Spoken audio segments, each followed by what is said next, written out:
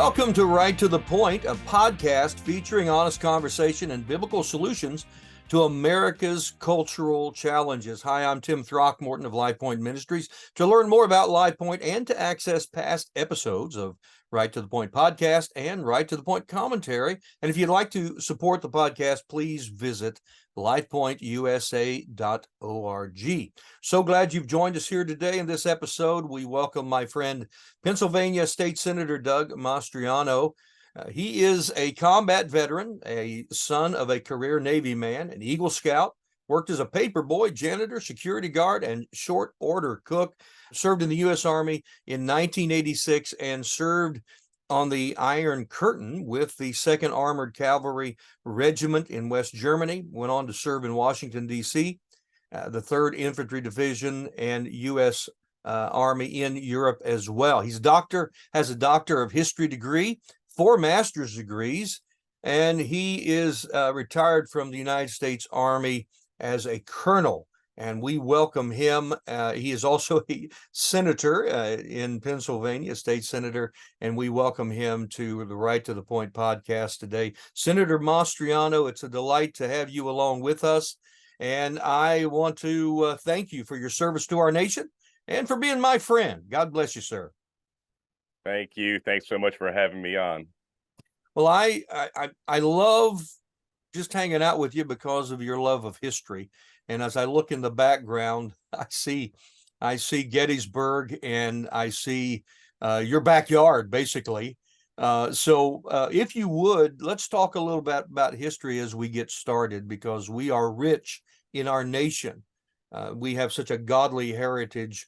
And with that being taken away from so many Americans over the last few decades, how has that made us poor? How has that affected our nation? How would you contextualize that as far as where we are as a nation because we haven't taught American history? I mean, going back to Joshua chapter 4, when the children of Israel are finally entering the promised land, and as they're about to cross the Jordan River, God gives instructions to Joshua, who's now in charge, that each tribe needs to grab a stone out of the bed of the dried up Jordan River, which God will dry up, and then plant it on the western side of the Israel side of the river. And he says, so that when you and your children pass by these in later years, you'll remember what God did for you. And so those are called memorial stones. What you see behind me are memorial stones in my district at the battlefield of Gettysburg. That's a giant Pennsylvania monument there with all 32,246 names of every Pennsylvanian that fought there. And there's names on there, and these remember. Some people go down the panels, Tim, and they say, that's a relative of mine. This regiment was from Mercer County. That's got to be one of my relatives. And you remember the sacrifice. You remember where you came from. You remember how this country was built and how we have these freedoms today. And when you're disconnected from that understanding of where you're from, how you were founded, what were the ideals that drove this nation here, then you're vulnerable to deception. Alexander Solzhenitsyn wrote actually at a speech in Harvard in 1983, after being released from Siberian labor camps, archipelagos, they called them gulags, out in Siberia. He came and spoke. Reagan worked real hard to get his freedom, and he said that he's used to ask his grandparents when he was a kid in the 1930s, why did all these things happen to the great Russian Empire? It used to be a bulwark of Christianity, had a lot of problems, obviously, but how did this horror of 60 million dead happen to this once great, powerful people? And his grandparents would say, well, we forgot God. And then he went on to research the Soviet Revolution for the next 50 years of his life as a historian. And he said, if I had to sum up in one phrase why all these things happened, not only the 60 million, but then, World War II, 25 million more killed, in the war with the Nazis. He said, all this happened simply because we have forgotten God. And I believe, that's connected with your history. Yes. Amen. Now, Gettysburg, which is a place I love to visit. There are so many memorable places there. I think I can walk out on Little Round Top and just sit there and absorb the story of Chamberlain and his men from the 20th Maine. Kind of describe how important this place is, because Gettysburg it's just a Civil War battle. No, it is a turning point that not only affected the outcome of the Civil War, but affected who we are and as a nation today. It really is critical. And, there's in great deeds, something abides, Chamberlain said as he dedicated the monument to 20th Maine at the base of Little Round Top in 1886. In great deeds, something abides, and he talks about how shapes will change, but something endures there. And at the base of Little Round Top, our nation's future was really decided, whether there would be a United States of America. We take it for granted since it was secured for us. But at that moment, we were at a crossroads. The major European powers of the United Kingdom, France, and Spain were poised and ready to recognize the Confederacy and fight by their side. If that had happened, we'd be speaking a German dialect or a Southern twang. I don't know how it would shape out, with the defeated United States, but our world would be different. And how would it be different? 1918, World War I, the Allies had been at it for 4 years against the Axis powers and Central powers. And, the French army had mutinied. The Soviet army had collapsed into the Bolshevik Revolution. The British were worn out. And the Germans had one more push left in them. They had 1 million men from the Eastern Front. They were shifting over to the Western Front to knock out the West and win the war. But guess what? America showed up and turned the tide. It was only because of America that Europeans remained freed and that the Germans were defeated.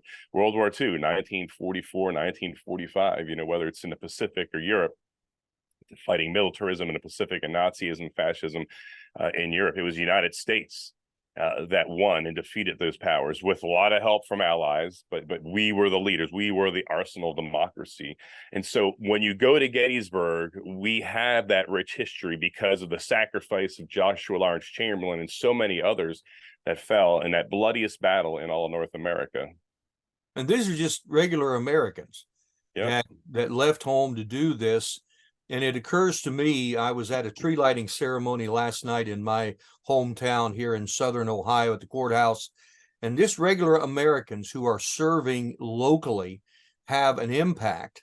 Those who serve in the military, you, sir, and all of the things you were involved in, and the men I was going through looking at your Facebook page today, and I was seeing all those you remember. You constantly are bringing to remembrance those who gave their lives and sacrificed everything that they had, and that we can be free today. We must not forget those lives. We can't do it, can we? No. And so every day you'll see 3 to 5 posts of Pennsylvanians, and this is just Pennsylvanians, mostly young men, just starting life. And when you lose them that young, I say they lose 2 lives, the lives they're living and the ones yet they're going to have, maybe get married and have kids and get a regular job. And you look at the sacrifice. Some of these guys, they look like they're 15, especially from the Vietnam era. I mean, it's like, we're just so young.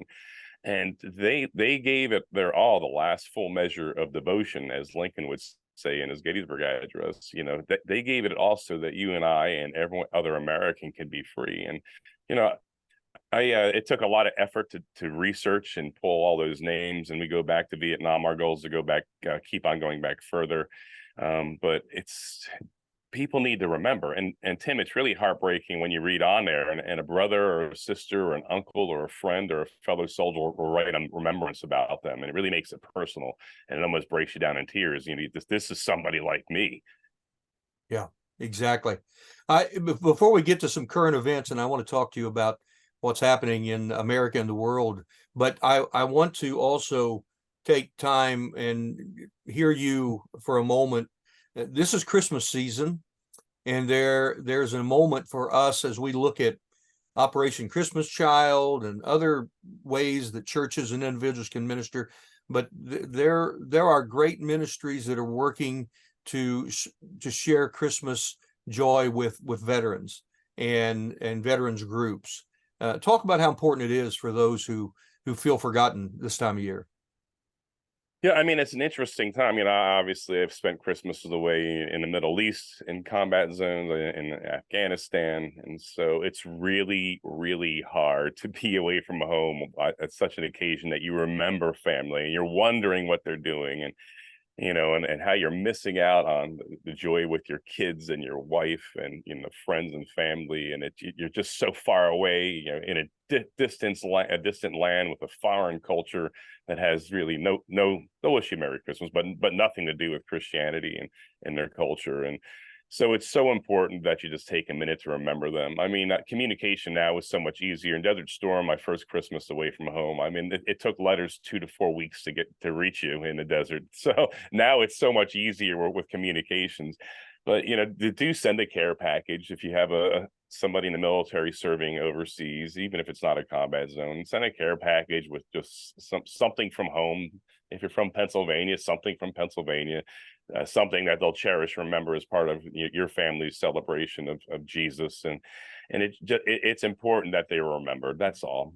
Yeah, very good, very good. Well, let's talk about the Middle East if we can. There are two things about what happened on October 7th that just seem to overwhelm us. First is the terror and the demonic influence there, and some of the acts of terror that took place.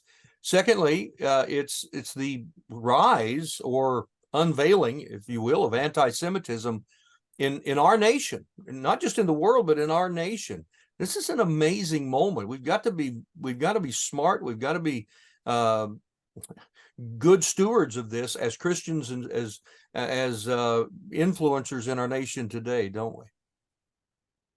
We really do. And, it's remained not just because of what happened October 7th, but this is a time of courage. This is where, God is looking for good men and women to stand up, because bad things happen when good men and women do nothing, if I'll borrow from that one historian from the 1800s. Yeah. And so when you complain about how bad things they, currently are, what are you doing about it to stem the tide? What are you doing about it to protect our freedoms so that your kids and grandkids can enjoy the same freedoms that you and I grew up with? And now it's time to do something about it. And doing something about it, it's not a big demand. It's making sure, number one, you vote, and number two, back a candidate that has your values. Back a candidate with your donations, with your volunteer hours, something more than just sitting around complaining. And all those politicians in Harrisburg and DC are corrupt.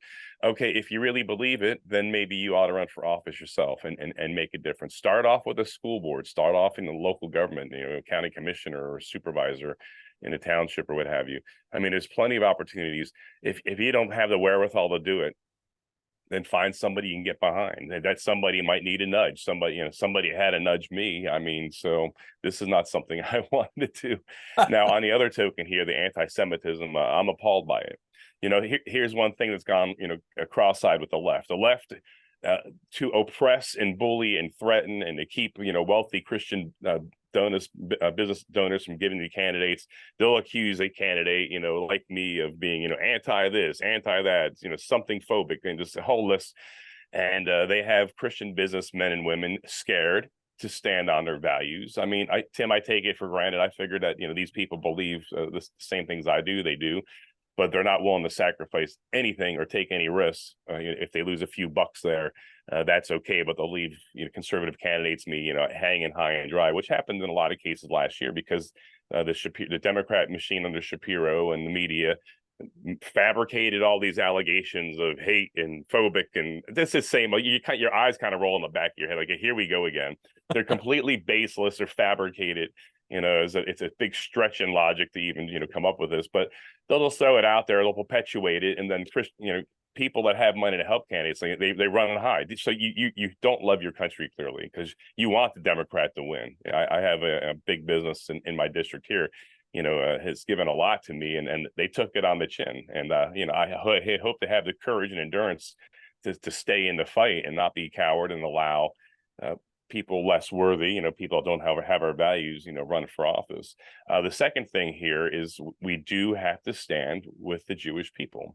In Romans chapter 15, Paul talks about how I really need to come to the Church of Rome. I want to visit you Christians in Rome. I'm planning on going out to Spain first, but before all that happens, the Greek people in northern and southern Greek and Macedonia and Achaia, they've made a big donation for me to bring to Jerusalem to help the poor saints, the poor Jewish saints in Jerusalem, for relief from a famine that was going on. And Paul goes on to say, and I'm going to paraphrase in modern language, You know, we've reaped this beautiful spiritual harvest from the Jewish people, from the God of Abraham, Isaac, and Jacob. We're debtors to them spiritually. Therefore, we need to administer to them in the flesh, you know, in the carnal, in the flesh, where we can. And so, right now, our Jewish brothers and sisters, they need our support. They need our backing. They are at war with a vicious, relentless enemy.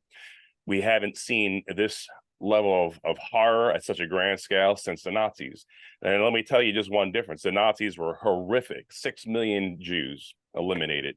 Just kids, women, children, all ages, you know, artists to laborers. I mean, every strata of society from across every corner of Europe.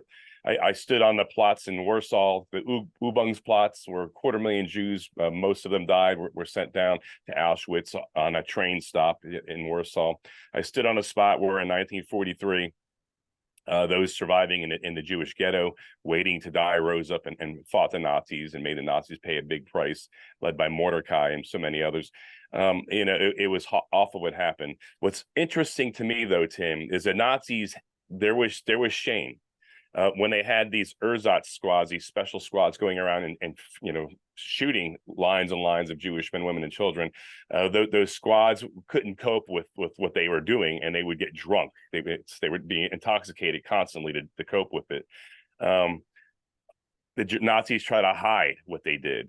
What happened by Hamas on October 7th, they didn't try to hide anything. We have images of a guy walking around, one of these murderer terrorists walking around with the severed head of a young man. Another one excitedly with calling, Dad, I've just killed so many Jews, put Mom on the phone. And his dad's like, I'm so proud of you. I mean, this is a level of evil that we haven't seen in modern life. Yeah. And the biblical meaning here, I mean, Gaza of all places, you know, Philistine. This is really a moment in our history that should cause us to wake up if we're not overwhelmed and intoxicated with all the misinformation that is everywhere. For Christians, this should cause us to really dial in and pay attention, shouldn't it? Yeah, it should. And, you know, so we have a Jewish legacy in that area going, you know, between 3,000 and 5,000 years, depending if you want to go with Abraham passing through the land, or with David, you know, coming in and conquering it, or Joshua for that matter. You know, and Jerusalem is the capital of Israel because King David captured it from the Jebusites. The Jebusites said the blind and lame can't capture this fortress of ours, and David did. So, and you know, it's been the symbol of Israel for literally millennium. And you know, what's interesting, so the Arabs that are there, you know, these Palestinians are not Philistines, they're Arabs. The Arabs came in with Muhammad's army when they conquered this Christian area, and all of North Africa and that part of the Middle East was Christian, Greek Christian, at least led by the Greek eastern part of the church. And so around 700 AD, when the Arab army swept through, they slowly populated the area, and you know. So the true Egyptians, the Egyptians that would go back, you know, to Cleopatra's time. Now I know she's Greek, but the true Egyptians are the Coptic Christian minority in Egypt, not the ruling Arabs. The Arabs came in with the Islamic armies. And so, but it's interesting because Philistia was, of course, a group called the Sea Peoples, believed to be Greek people from Crete, that first landed and attacked Egypt, were beaten back, and then they, you know, realigned and entered into modern day Israel and carved off Gaza, you know, and Gath, where Goliath was from, and Ashkelon, and all these other territories that were a thorn in the side of Israel for almost its entire existence. Yes, and it's to those who want to say something about occupation is always a word that causes my ears to perk up. When you use that phrase, you better be using it correctly, and it's not used correctly. It's used it's just like church and state. It's always used in an opposite place. One of the things I so admire about you, Senator, is that you're willing to stand for truth. And you know, you're attacked a lot. I seem to be drawn to people that get attacked a lot because they're usually doing the right thing. And that's true in your case, and you're making and have made a great difference there in Pennsylvania. But I want you to know, I believe your championing of history will have a lasting effect, a generational impact, long beyond your moment there. Because if we catch our history, then we are going to be better off for it. And I'm around a lot of pastors, a lot of churches every week. When I talk about American history, they'll ask me, what's the most important thing we need to teach about our American history? What's the most important thing we need to say? And I know what my answer is, but what would you say to those who say, I don't know how much I should dwell on our nation's founding? I think it fits well with the biblical model of who we are to be as citizens. But what say you to that person that has that question? Clearly our founding is imperative to understanding, the vision and goals and what our founding fathers had in mind. I mean, this separation of church and state is a fabrication based off of a 1804 letter, a private letter between Thomas Jefferson and a Baptist pastor in Rhode Island. It's not in the Constitution. And the way the Constitution is written, for instance, if you read the original documents and it's there, people should read the Constitution, annually, is to remember what your rights are. So when the government comes in and tells you otherwise, you're like, no, wait a second. But it's to protect religion from being corrupted by government, not the other way around. There was never an intention by our founders or anyone up until the 1960s to push out religion. And so the Supreme Court for the past 20 some years now has been using something called the Lemon Test, as a pretense to separate religion from public life. And what one thing people don't realize is this pretense, this case that's been used as a precedent to force out religion from public life has been struck down by the Supreme Court. And so the Lemon Test no longer exists. And this is a beautiful thing, because now people's religious faith can come back to the public life, come back to the government, come back to the public sector and public schools. But we have a lot of solicitors and lawyers that are risk adverse, that don't know that the Lemon Test has been, overruled and cast out as bad law. So there's a move across the nation, and we heard from David Barton a couple weeks ago at his conference to bring lawsuits forth to set precedents to remind people the Lemon Test is gone. Now, here's the beauty, because sadly, of course, this has been abused by Satanists and others. Somebody gets a Ten Commandments monument, and then you see this ridiculous monument of Satan popping up next to it. That monument has no root in American history. And the beautiful thing about the striking down of the Lemon Test is that the new precedent set forth by the Supreme Court says Christmas songs, Christmas carols, Christmas trees, Christmas songs that are Christian, not just, snowmen and reindeer, like so many schools have cowered to, just, kind of pop culture, got to keep religion out. If there's a basis in American history for these things, they're allowed, they're permitted. So now these statues of Baal, that are popping up, there's no basis in American practice and history and culture for those. But the Ten Commandments, Christian practices that are traditional and rooted in America, celebrated by Abraham Lincoln, going back to George Washington and all our founding fathers, even Thomas Jefferson, the least religious.